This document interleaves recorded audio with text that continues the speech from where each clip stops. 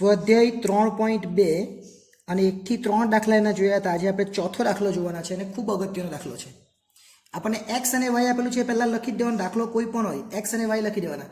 અહીંયા 55, 60, 75, 80, 100, 120 અને 140 આ જે આપેલું છે એ તો પહેલાં લખી દેવાનું. ત્યાર પછી આપણે જોઈએ y, તો y પણ આપેલો છે 18,000, 19,000. રકમ જોઈને જ ખબર પડી જાય કે શું કરવાનું છે. 20,000, ફરીથી 20,000, 25,000, 30,000 અને 50,000. દાખલો જોઈને શું ખબર પડી જાય કે આ દરેકે દરેક રકમની અંદર 3 ઝીરો છે, એટલે જે સિવાય ધારવાનો એટલે આપણે 1,000 ધારવાનો, કેમ કે 3 ઝીરો બધામાંથી નીકળી જાય. આ રકમ જોઈને પણ આપણને ખબર પડી જાય કે દરેકે દરેક રકમ એવી છે જેને 5 વડે ભાગી શકીએ, એટલે CX બરાબર 5 ધારવાનો. 10 વડે નહીં ભગાય, કે 5 છે વચ્ચે 55, 75 એટલે 5 વડે ભગાય. ઓકે, ચલો અહીંયા આપણે પહેલાં લખીએ સિગ્મા એક્સ અને અહીંયા લખીએ સિગ્મા વાય. આ તો આપણે કોમન કોઈ પણ દાખલો આવે કરવાનું જ છે. ચલો સરવાળો કરીએ આનો. 55, 60, 75, 80, 100, 120 અને 140 એટલે 630 થાય. 18,000, 19,000 આ બધાનો સરવાળો કરીએ. 25,000 છે, 20,000 બે વાર છે, 30 ને 50, 1,82,000 થાય. ઓકે, ચલો આપણે પહેલાં એક્સ બાર શોધવાનો, એટલે સિગ્મા એક્સના છેદમાં એન, અને પછી વાય બાર શોધવાનો, એટલે કે સિગ્મા વાયના છેદમાં એન. આ 630 છે, પણ એન કેટલા? તો 1, 2, 3, 4, 5, 6 અને 7. એન બરાબર કેટલા લેવાના આપણે? 7. એટલે 630 ભાગ્યા 7. એ જ રીતના અહીંયા 1,82,000 ભાગ્યા 7. 630 ભાગ્યા આપણે 7 કરવાના. 630 ભાગ્યા 7 કરી એટલે 90 આવે. અને આ બાજુ પર આ એક્સ બાર છે, આ બાજુ પર વાય બારની વાત કરીએ તો 1,82,000 ભાગ્યા આપણે કેટલા કરવાના છે? 7. તો આપણને જવાબ મળે 26,000. હવે તમે પેલી રીત પણ કરી શકો, કઈ? એક્સ માઇનસ એક્સ બાર પણ કરી શકો, પણ જ્યારે આવું હોય ને ત્યારે તમારે યુવી જ કરવાનું, જેથી કરીને બહુ ઇઝી થઈ જાય. કેવી રીતના? એમ તો તમે એક્સ માઇનસ એક્સ બારની રીતે દાખલો કરો તો બી થઈ જ જાય. કેવી રીતના? તમારે 90 છે એટલે એક્સ માઇનસ એક્સ બાર કરવાના, 90 કરવાના, 55માંથી 90 બાદ કરવાના, અને વાય માઇનસ 18માંથી 26 બાદ કરવાના, એટલે એ પણ થઈ જાય. પણ જ્યારે વર્ગ કરવાનો હોય ને ત્યારે બહુ મોટું થઈ જાય, ગુણાકાર બહુ મોટો થઈ જાય. એટલે આપણે આવી મોટી રકમ હોય ત્યારે આપણે શું કરવાનું? એ ને બી ધારી લેવાનું. એ કેટલા ધારવાના? તો એ આપણે ધારવાના નજીકમાં ધારી લઈએ. એ બરાબર 80 અને CX બરાબર કેટલા ધારી લે? તો 5, કેમ કે બધાને 5 વડે ભાગી શકાય. બી બરાબર કેટલા ધારીએ આપણે? તો આની નજીકમાં ધારી લેવાના, એટલે 25,000. અને CY બરાબર આપણે કેટલા ધારી લેવાના? તો દરેકને 1,000 વડે ભાગી શકીએ, એટલે રકમ નાની થઈ જાય. એટલા માટે યુ ને કરો, બાકી એક્સ માઇનસ એક્સ બાર પર સાચું જ છે. તો હવે આપણે કરીએ અહીંયા યુ બરાબર શું આવવાનો? તો એક્સ માઇનસ એ છેદમાં CX. અને વી બરાબર શું આવે? y માઇનસ બી છેદમાં CY. ચલો પહેલા x માઇનસ એ હું તમને સમજાવી દઉં. પહેલા x કેટલા છે અહીંયા? તો x પહેલા 55 છે, એટલે અહીંયા 55 લખીએ. એ કેટલો હતો? એ આપણે 80 ધારેલો. એ કેટલો ધાર્યો? 80, તો અહીંયા 80 લખીએ. અને CX કેટલા છે? તો 5. તો શું કરવાનું આપણે? 55માંથી 80 જાય, 55માંથી 80 જાય તો કેટલા આવે? કદાચ 25 આવે, અને ભાગ્યા 5 કરીએ તો ઓછા 5 આવે.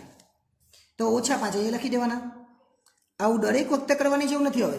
હવે તમારે શું હોય? કેલ્ક્યુલેટરમાં 60માંથી 80 જાય એટલે 20 આવે, 20 ભાગ્યા 5 એટલે ઓછા 4. 75માંથી 80 જાય તો ઓછા 5 આવે, ઓછા 5 ભાગ્યા 5 એટલે ઓછા 1. 80માંથી 80 એટલે 0. 100માંથી 80 જાય તો 20 આવે, 20 ભાગ્યા 5 એટલે 4. 120માંથી 80 બાદ કરીએ તો 40 આવે, અને 40 ભાગ્યા 5 એટલે 8. 140માંથી 80 જાય તો 60 આવે, 60 ભાગ્યા 5 એટલે 12. એટલે આ રીતે કહી દેવાનું. ઓછા ઓછાનો સરવાળો 5 ને 4 9 ને 1 10, અહીંયા 20 ને 24 એટલે 24 વત્તા છે અને 10 ઓછા છે, તો જવાબ 14 આવે. જો કેટલું ઇઝી. પણ જો એક્સ માઇનસ એક્સ બાર કરે તો રકમ મોટી આવતે, એટલા માટે. એ તો ચાલે, આ તો આવી બી જતે, આ તો મોટી જ આવતે. એટલે આમાં હવે શું કરવાનું? વાય માઇનસ બી. બી કેટલા આપણે લખી દે, આપણે ફરીથી લખવું હોય તો. બી આપણે લખવાની જરૂર નથી, છે જ આપણી પાસે નીચે, પણ બી બરાબર લખી દે 25,000. તો તમારે શું પેલા 18માંથી 25 બાદ કરવાના, કેમ કે 1000 તો છેદમાં છે જ ને, એટલે ખાલી 18માંથી 25 બાદ કરવાના. બીજું કંઈ નહીં, 18માંથી 25 જાય તો -7, કેમ કે 1000 વખતે ભાગાકાર કરવાના જ છે. જો આ રીતના 18,000 - 25,000 ભાગ્યા 1000 તો કેટલા આવે? -7,000 છેદમાં 1000 એટલે -7 તો આવવાના જ છે ને. એટલે તમારે ખાલી 18માંથી 25 બાદ કરો તો બી ચાલે, આવું 1000 વાળું હોય તો, અને ભાગ્યા 1000 નહીં કરવાના. અને કરવું હોય તો 18,000માંથી હવે 19 - 25 એટલે કેટલા આવે? 6,000. 6,000 ભાગ્યા 1000 એટલે 6. 20માંથી 25 - 5, 20માંથી 25 - 5, 25માંથી 25 0, 30માંથી 25 5 અને 50માંથી 25 એટલે 25.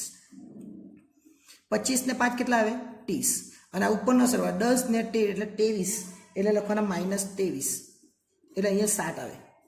હવે આ 7 આવ્યા ને એવું તો આવતું જ નહીં પેલામાં, જ્યારે x - x બાર કરતો હતો. x - x બાર કરતો બહુ મગજમારી થતી, એટલા માટે આપણે આ કર્યું, બરાબર. એટલે ત્યારે x - x બાર નહીં કરવાનું, આપણે સમજી લીધું.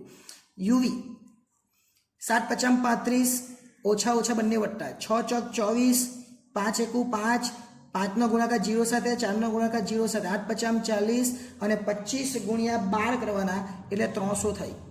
હવે બધાનો સરવાળો કરી દેવાનો. 340, 24 ને 35 એટલે સરવાળો થાય 404, અને આ કામનો છે. હવે છેલ્લો એક સરવાળો બાકી એટલે u² નો. u² એટલે u નો વર્ગ કરવાનો. 5 નો વર્ગ 25, 4 નો વર્ગ 16, 1 નો વર્ગ 1, 0 નો વર્ગ 0, 4 નો વર્ગ 16, 8 નો વર્ગ 64 અને 12 નો વર્ગ 144 થાય. એનો સરવાળો 144, 64, 16, ફરીથી 16, 1 ને 25, એનો સરવાળો કરતા 266 થાય. પટી કે દાખલો. હવે આપણો જે દાખલો છે બી વાળો, બી આપણે લખવાનું. બીમાં શું આવે તો n sigma uv, sigma u અને સિગ્મા v. છેદમાં ખાલી u નું જ લખવાનું છે. n સિગ્મા u² અને સિગ્મા u આખાનો વર્ગ. ચલો n આપણે 7 લીધેલા, આગળ અહીંયા લખેલા જ છે. n કેટલા લીધેલા? 7. uv કેટલો આવેલો તો uv અહીંયા આવ્યો 404, એટલે અહીંયા લખી દેવાના 404. u કેટલો આવેલો તો u 14 અને v 7, એટલે 14 અને 7 લખવાના. અહીંયા એ લખવાના 14 અને અહીંયા લખવાના 7. હવે ખાસ અગત્યનું આ છે, અહીંયા આપણને cx અને cy બી કામ લાગવાનું છે, એટલા માટે આ અગત્યનું હું કહું છું. જો ધ્યાન આપજો, અહીંયા જ્યારે આ રીતનું હોય ને બેઠું જ જવાબ આવી જતો તો છતાં બી આપણે cx અને cy ધર્યું, એટલે સૂત્ર આ જ હતું. ઉપર સૂત્રમાં થોડો ચેન્જ આવશે, ઉપર લખવાનું cy અને નીચે લખવાનું cx. પોઈન્ટમાં નહીં આવતું છતાં આપણે ધારીને કર્યું ને, એટલે જ્યારે પણ cy ને cx આવે ત્યારે આપણે આ રીતના કરવું પડશે. એટલે અહીંયા લખવાનું cx અને cy. ક્યારે? જ્યારે ચેપ્ટર નંબર 3માં ચલાવે ત્યારે જ આપણે પોઈન્ટમાં આવે ત્યારે. એટલે cy ના છેદમાં cx લખવાનું છે. અહીંયા છેદમાં n તો 7 છે જ. u કેટલો છે તો u આપણે આવેલો 266, એટલે અહીં લખી દે 266. u કેટલા આવેલા? 14 છે તો 14 નો વર્ગ અને ગુણ્યા cy કદાચ આપણા 1000 હતા અને cx હતા 5, એટલે આ થોડુંક મૂકવાનું રહી નહીં જાય, જોઈ લેવાનું.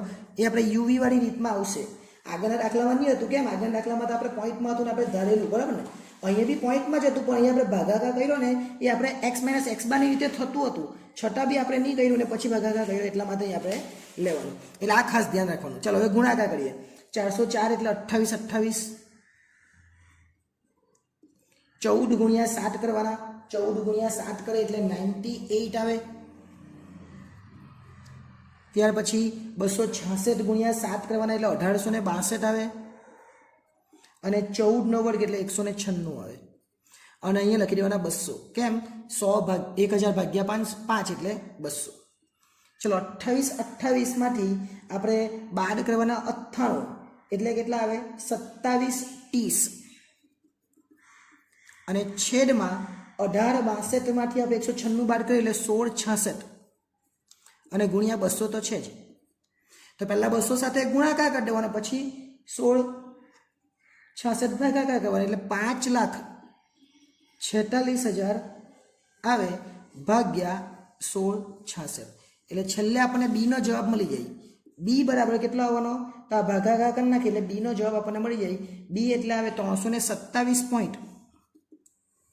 તોતેર. બી મળી જાય પછી આપણે એ શોધી કાઢવાનો. એ તો બહુ ઇઝી છે, આપણને આગળ પણ શીખી ગયા. એ બરાબર y બાર ઓછા બી એક્સ બાર. y બાર તો છે જ આપણી પાસે, અહીંયા 26,000. બી આપણે શોધ્યો 327.13. .73 અને એક્સ બાર કેટલો આપેલો છે 90.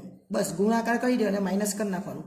26,000 માઇનસ 327.73 ગુણ્યા 90 કરવાના આપણે, એટલે કેટલા આવે 29,495.7. ઓકે, ચલો હવે 26 માંથી 29 બાર એટલે માઇનસ આવવાનું, માઇનસ 3,495.7. આ આપણો છેલ્લો જવાબ આવે કોનો એનો. એ શોધે પછી વાય કેપ શોધવાનો. વાય કેપ કઈ રીતના શોધવાનો આપણે બધાને ખબર, આગળ પણ શોધી લીધું. એ વત્તા BX લખવાનું. એ કેટલા છે તો માઇનસ 3495.7 વત્તા બી કેટલા છે તો 327.73, એટલે એ લખવાનું 327.73. અને એક્સ કેટલા તો એક્સ ઉપર આપેલા છે કે જોવાના, અહીંયા એક્સ આપેલા જ છે આપણને કેટલા 110, તો અહીંયા લઈ લેવાના 110. ચલો ગુણાકાર કરી દેવાનો એટલે જવાબ આવી જશે. એ લખવાનું માઇનસ 3495.7 અને આનો ગુણાકાર કરી દેવાનો એટલે કેટલો આવે તો ગુણાકાર આપણે કરીએ 110 વડે એટલે 360.50.3. અને છેલ્લે વાય કેપ એટલે શું, આનો સરવાળો કરી દેવાનો. સરવાળો એટલે આમાંથી આ બાદ કરવાનો એમ કહેવાય કે આ મોટી રકમ છે, એટલે જવાબ આવશે 32,554.6. આ છેલ્લો જવાબ આવે. એટલે આ રીતે આ દાખલો પણ બહુ ઇઝીલી થઈ જાય, પણ સમજવાનું શું છે કે આપણે CY/CX કેમ લીધું કેમ કે આ યુવી વાળી રીત છે અને યુવી વાળી રીતની અંદર x - x બાર આવતું હતું, છતાં બી આપણે એ કર્યું એટલે આપણે CY/CX લેવાનું. બાકી CY/CX લેવાની જરૂર નથી, અહીંયા CY/CX લેવું પડે એ આપણે સમજી લીધું. હવે નેક્સ્ટ ટાઈમ જ્યારે મળીશું ત્યારે દાખલા નંબર 5 જોઈશું. આભાર.